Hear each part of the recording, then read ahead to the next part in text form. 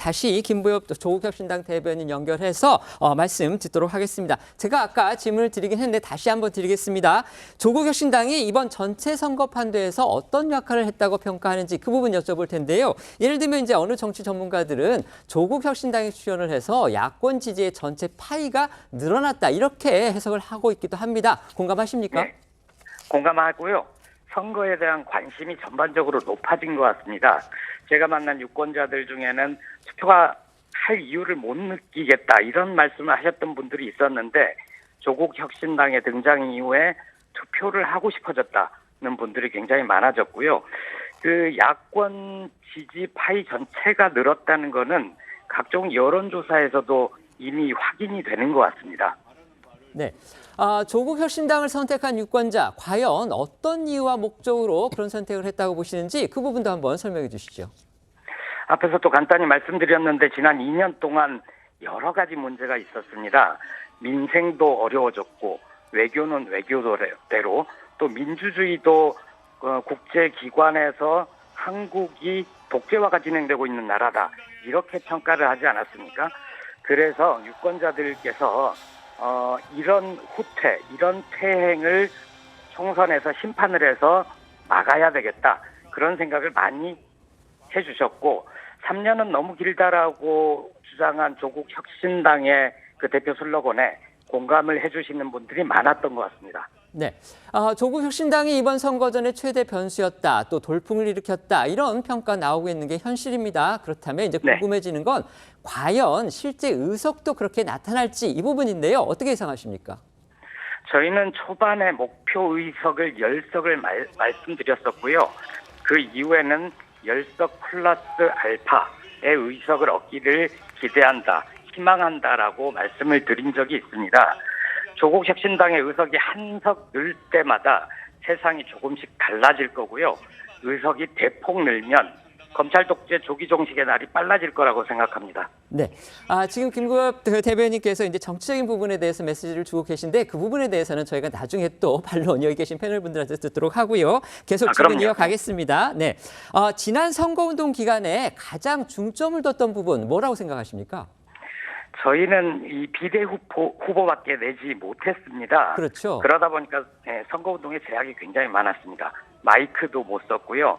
선거운동 차량도 이용을 하지 못해서 그리고 직접적으로 얘기를 할 수가 없어서 계속 지역을 돌아다니면서 했던 방식이 기자회견 방식으로 언론인들이 물으면 거기에 대해서 조국 대표나 비대 후보들이 답변하는 방식으로만 선거운동을 할 수 있었습니다. 그러다 보니까 제약이 굉장히 많았는데요.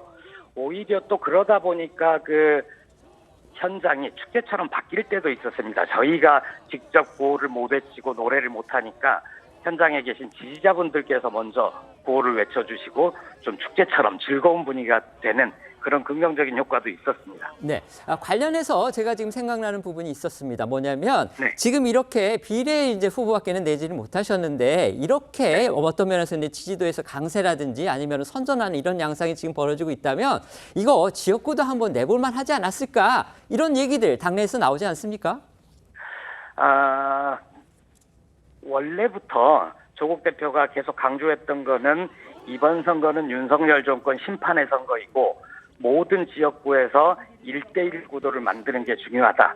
이렇게 얘기를 했습니다. 네. 저희가 만약 후보를 내서 민주 진보 진영이 분열하는 형태로 나타나면 그거는 전체 성적에 좋지 않기 때문에 저희는 비례 후보만 내세우는 걸로 결정을 한 겁니다. 네, 아까 이제 실제 의석 예상해 주시지 않으셨습니까? 물론 이제 그 목표 이룰지는 저희가 지켜봐야 되겠지만요. 혹시라도 선거 동안에 이제 일부 후보 또 배우자들의 문제점, 논란거리가 있었는데 그게 그 의석 목표를 달성하는데 혹시 지장이 될 것이다 이런 생각을 하지 않으십니까? 지장은 전혀 안 될 것 같습니다. 사실 일부 후보나 배우자의 문제 이런 게 그 조국 혁신당뿐만 아니라 모든 정당들이 안고 있는 문제일 수 있습니다. 그런데 그 일부 친윤 언론들이 집요하게 제기했던 그런 문제들이 실제 사실과 다른 게 많았고요. 이번 선거 자체가 저는 그럼에도 불구하고 성격이 강하다고 봅니다. 후보들에게 혹은 후보 배우자들에게 문제가 있을 수 있다. 하지만 그 문제는 좀 나중에 따지기로 하고 이번 총선에서는 윤석열 정권을 혼내줘야 되겠어. 이런 게 강했다고 생각합니다. 그래서 전체적으로 그런 문제들이 우리 조국혁신당의 득표에 어느 정도 영향을 줬느냐? 저는 주지 않았다고 봅니다. 네. 이제 독자적으로 원내 교섭단체를 구성할 수 있는 20석 확보, 과연 이제 가능할지, 물론 이 부분은 저희가 지켜봐야 되겠지만요. 만에 하나 예. 그게 어려울 경우에요. 다른 소수 정당들하고 연합을 해서 교섭단체를 구성할 계획, 이건 갖고 있습니까? 저희는 오늘까지 최고의 성적, 최선의 성적을 내려고 노력을 다할 뿐이고요. 말씀하신 대로 국회 내에서 교섭단체인 것과 그렇지 않은 거는 차이가 크잖아요. 교섭단체가 되면 교섭 능력이 훨씬 높아지는 게 사실이니까 네. 저희도 이제 다른 정당 혹은 다른 정치인과 공동의 교섭단체를 만들 수 있는지 연구를 해보고 노력을 해볼 생각입니다. 네, 하지만 그것조차도 다른 정당, 다른 후보들과 우리 당이 내세우는 정강 정책이 어느 정도 공감대가 있고 교집합이 커야지 할 수 있는 거라고 생각합니다. 알겠습니다. 조국혁신당, 물론 이제 저희가 앞서서 기자 리포트에서도 말씀을 드렸지만요. 현실적으로 당 대표의 대법원 판결, 이 부분이 리스크로 작용할 가능성이 있다. 이런 지적도 솔직히 나오고 있습니다. 자, 대변인께서는 어떻게 생각하십니까? 그런 리스크는 안고 있고요. 하지만 조국혁신당은 조국 대표의 개인 정당이 아닙니다. 조국 대표의 위상이 높은 건 사실이지만 개인 정당이 아니고 만약에 혹시나 그런 일이 빚어지더라도 제2조국, 제3의 조국이 나와서 슬기롭게 대처해 나갈 수 있을 거라고 봅니다. 네, 조국 대표가 어제 마지막 유세를 이제 서울에서 열었지만요. 그 전에 광주에서 또 열었잖아요.